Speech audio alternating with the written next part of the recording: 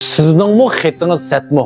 Endi balamni mağuşa set yazdıgan bo'lib qolmasa, bir chiroyli xat yazıldı deb o'ylamsiz. Men boshlang'ich maktab o'quvchilarining hali ko'rsantini chiqarib qo'ygandan keyin nurg'un ota-onalar mana shu miyovqon qildigan, hali xetini chiroyli qildigan shundaq mashq daftarlari bo'lsa, shuni bir yo'llab bersangiz, balamga ep bersam deydi. Haqiqatan bu yerga chiroyli bir xat bir odamning chiqqan yuzi deb o'ylayman. Endi mening xatim baksat rostga qilsa baksat xat yozmayman. Shunga nurg'un imtihonlarda bak ziyon tatgan. Endi bu chiroyli xat mashqini shu boshlang'ich vaqtidan boshlab bir tutib olsak, shu vaqtdan boshlab chiroyli yozib o'rganib ketsa, o'rganib ketadigan. Bu undan keyin o'zgartmak baktas to'xtaydi ekan. Shunga mana shu ota-onalarning talabiga asosan ostidagi seyri qarovga 1-yillikdan 6-yillikka bo'lgan o'quvchilarningki miyovqon qilib bo'yab chiroyli xat yozish mashq daftarini olib keldim.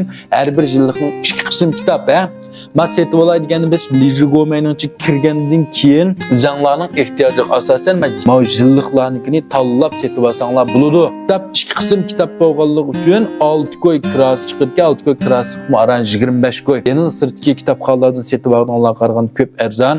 Yoqtirgan do'stlar, siz seyr qardan setib olsanglar bo'ldi. Rahmat.